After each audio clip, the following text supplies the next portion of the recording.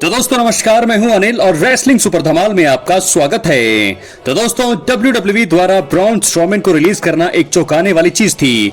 वो कुछ समय पहले तक जेकब फाटू के साथ एक अहम स्टोरी का हिस्सा थे और अब उन्हें अचानक रिलीज करना फैंस को हैरानी में डाल गया है। अब ब्रॉन स्ट्रोमैन ने इशारों में अपने भविष्य को लेकर एक अहम मैसेज दे दिया है। तो दोस्तों वीडियो के अंत तक बने रहें क्योंकि कोडी रोड्स के बारे में अपडेट है, रॉक और ट्रिपल एच के बीच में कुछ चीजें चल रही है, बहुत सारी बातें हैं, इसलिए वीडियो के अंत तक बने रहें। चैनल पर नहीं सब्सक्राइब करने के बाद ऑल पर क्लिक जरूर करें। तो चलिए दोस्तों बात करते हैं सबसे पहले ब्रॉन स्ट्रोमैन की। दोस्तों आपको बता दें कि फॉर्मर WWE यूनिवर्सल चैंपियन यानी कि ब्रॉन स्ट्रोमैन समेत कई सारे सुपरस्टार्स को हाल ही में रिलीज किया गया है और ये पहला मौका नहीं है जब ब्रॉन स्ट्रोमैन के साथ ऐसा कुछ हुआ है।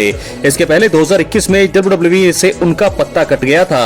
उन्हें सितंबर 2022 में दोबारा साइन किया गया था, लेकिन उनका ये दूसरा रन कई सारी चोट से भरा हुआ रहा। अपने दूसरे रन के दौरान उन्होंने ब्रॉन स्ट्रोमैन और जेकब फाटू जैसे सुपरस्टार्स को आगे लाने में मदद की। फैंस की तरह ही ब्रॉन स्ट्रोमैन भी संभावित तौर पर अपने रिलीज से हैरान हैं।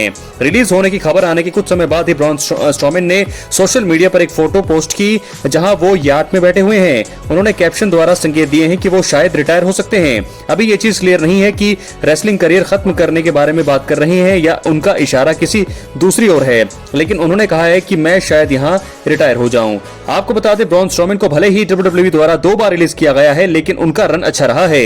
वो बेहद सफल रहे हैं। WWE ने जब उन्हें पिछली बार रिलीज किया था तो उन्होंने इंडिपेंडेंट सर्किट पर चुनिंदा मैच लड़े। ब्रॉन अभी 41 साल के हैं और उनके पास रेसलिंग में कुछ साल बचे हुए हैं। इसी वजह से उन्हें अभी रिटायर होना नहीं चाहिए। वो दोबारा इंडिपेंडेंट सर्किट पर काम कर सकते हैं और यहाँ डोमिनेट कर सकते हैं। उनका AEW से जुड़ना कुछ फैसला होगा। टोनी खान के प्रमोशन में जायंट सुपरस्टार्स की कमी है और इसे ब्रॉन स्ट्रोमैन पूरा कर सकते हैं। तो दोस्तों ये तो खबर थी ब्रॉन स्ट्रोमैन के बारे में। क्या है आपकी राय, अपने कमेंट बॉक्स में जरूर दें।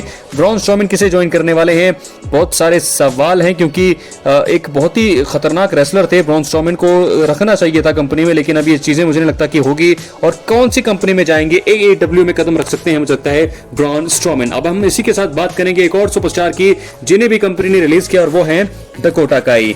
दोस्तों डकोटा काई का WWE से सफर खत्म हो चुका है। उन्हें दूसरी बार कंपनी से रिलीज कर दिया गया है। डकोटा को फैंस बहुत पसंद करते हैं और कई लोग WWE के फैसले से खुश हैं। डकोटा काई के कुछ फैंस उनके भविष्य को लेकर चिंतित होंगे, लेकिन अब उनके लिए अच्छी खबर आई है। डकोटा काई को जल्दी ही दूसरे प्रमोशन अपने साथ जोड़ सकते हैं। फाइटफुल सेलेक्ट ने अपने हालिया रिपोर्ट में बड़ा खुलासा किया है और उन्होंने बताया है कि डकोटा काई की रिलीज होने की खबर के बाद अन्य कंपनी और टॉप एजेंट्स ने उन्हें लेकर इंटरेस्ट दिखाया है। रिपोर्ट में कहा गया है कि डकोटा काई को आने वाले समय में बहुत सारे ऑफर मिल सकते हैं। इससे साफ तौर पर पता चल रहा है कि डकोटा को WWE से रिलीज होने के बाद भी उतना फर्क नहीं पड़ेगा क्योंकि वो अन्य जगहों पर अपनी छाप छोड़ सकती हैं। दोस्तों आपको बता दें कि डकोटा काई मेन रोस्टर सुपरस्टार हैं और इसी वजह से उनका नो कम्पीट क्लोज 90 दिनों का होगा। इसी के चलते वो लगभग 3 महीने किसी अन्य कंपनी के लिए काम नहीं कर पाएंगी। क्लोज खत्म होने के बाद कोई अन्य कंपनी उन्हें अपने साथ जोड़ सकती है।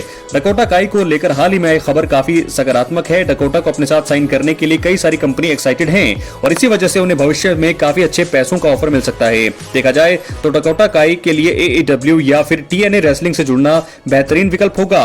WWE के बाद AEW रेसलिंग जगत की दूसरी सबसे बड़ी कंपनी है और वहां भी कई सारी बड़ी रेसलर्स मौजूद हैं। डकोटा काई को उनके साथ रिंग शेयर करने का मौका मिल सकता है और TNA का वुमेन्स डिवीजन बहुत ही ज्यादा मजबूत है और इसी वजह से मुझे लगता है कि डकोटा काई उनके साथ भी जुड़ सकती हैं। हाल ही में फॉर्मर WWE स्टार इंडी हार्टवेल ने भी TNA में कदम रखा है और उनकी तरह मुझे लगता है कि डकोटा काई भी वहां पर डेब्यू कर सकती हैं। क्या है आपकी राय, अपनी राय कमेंट बॉक्स में जरूर दें। चैनल पर नए सब्सक्राइब करने के बाद ऑल पर क्लिक जरूर करें। तो दोस्तों क्या है आपकी राय, डकोटा काई के लेकर भी अच्छी खबरें हैं क्योंकि बेशक उन्हें WWE ने रिलीज कर दिया है, लेकिन बहुत सारी बड़ी बड़ी कंपनीज जो हैं उनको अपने साथ जोड़ना चाहती हैं, इंटरेस्ट दिखा रही हैं, तो ऐसे में उन्हें अच्छे पैसों का ऑफर मिल सकता है। वो AEW में कदम रख सकती हैं और साथ के साथ जो है वो TNA रेसलिंग में भी जा सकती हैं। क्या है आपकी राय, अपनी राय कमेंट बॉक्स में जरूर दें। इसी के साथ अब बढ़ेंगे अपनी अगली स्टोरी की तरफ जो जुड़ी है द फाइनल बॉस रॉक और ट्रिपल एच से। दोस्तों आपको बता दें कि WWE में हाल ही के महीनों में द रॉक और ट्रिपल एच के बीच विवाद होने की अफवाहें सामने आ रही हैं। कहा जा रहा है कि कई बार क्रिएटिव प्लान को लेकर दोनों सहमत नहीं हुए।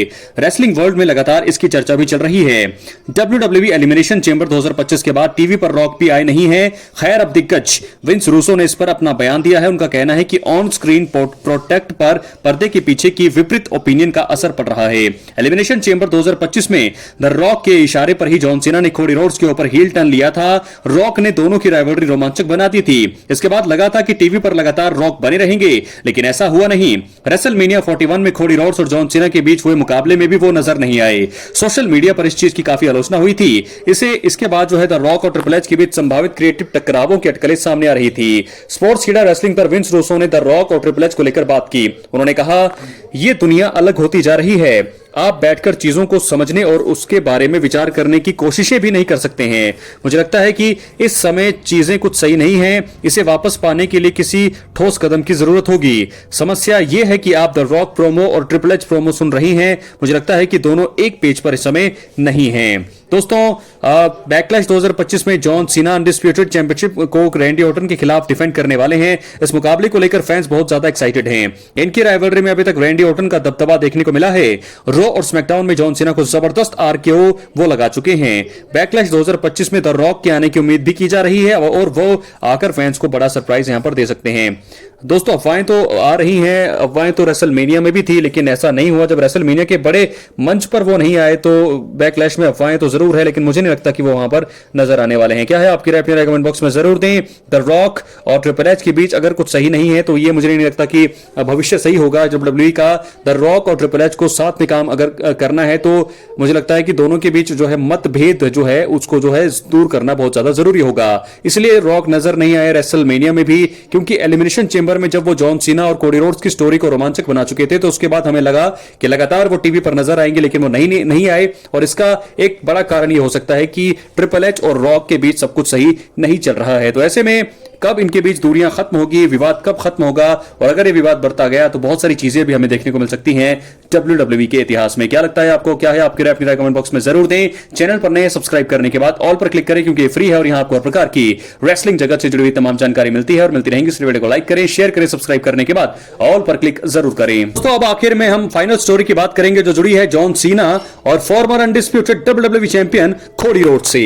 आपको बता दें कि रेसलमेनिया 41 में जॉन सीना ने कोडी रोड्स को हराकर अनडिस्प्यूटेड चैंपियनशिप हासिल की है। जॉन सीना ने अपने करियर में 17वीं बार वर्ल्ड टाइटल हासिल कर इतिहास रचा। खैर, अब डब्ल्यूडब्ल्यूई के फॉर्मर राइटर और दिग्गज फ्रेडी प्रिंस जूनियर ने खास बयान दिया है। उन्होंने एक सिनेरियो का सुझाव दिया है जिसमें कोडी रोड्स एक बड़ा ट्रिपल सेट मुकाबला जीतकर दोबारा टाइटल पर कब्जा कर सकते हैं। रेसलिंग विद फ्रेडी पॉडकास्ट पर फ्रेडी प्रिंस जूनियर ने बड़ा बयान देते हुए कहा, क्या टाइटल रैंडी ऑर्टन जीत सकते हैं? क्या वो आगे पीछे की बात कर सकते हैं? मुझे ऐसा लगता है क्योंकि जॉन सीना का ये आखिरी रन है, इसी वजह से वो इसे अब तक अपने पास रखेंगे जब तक कोई उन्हें हरा नहीं देता। जैसे कि दो लोगों के बीच एक टाइटल आगे पीछे हो, पिछले दो लोगों से बेहतर कौन हो सकता है जो आगे पीछे हुए? डब्ल्यूडब्ल्यूई में आखिरी बार ऐसा कब हुआ था? इस वजह से ऐसा हो सकता है। फिर आखिर में कोडी रोड्स वापस आकर ट्रिपल थ्रेट मुकाबले में शामिल हो सकते हैं। इसके जरिए वो अपना टाइटल दोबारा हासिल कर सकते हैं। तो दोस्तों, फिलहाल ये भी बात की जा रही है कि डब्ल्यूडब्ल्यूई में अब कब होगी कोडी रोड्स की वापसी।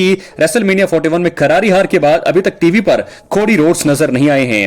उनकी वापसी को लेकर भी अभी तक डब्ल्यूडब्ल्यूई द्वारा कोई जानकारी नहीं दी गई है। स्मैकडाउन के 2 एपिसोड के लिए उन्हें एडवर्टाइज किया गया था, लेकिन फिर उन्हें बाद में एंड टाइम पे हटा दिया गया। जॉन सीना की राइवलरी फिलहाल इस समय रैंडी ऑर्टन के साथ चल रही है। बैकलैश 2025 में दोनों के बीच अनडिस्प्यूटेड डब्ल्यूडब्ल्यूई चैंपियनशिप के लिए मुकाबला होने वाला है।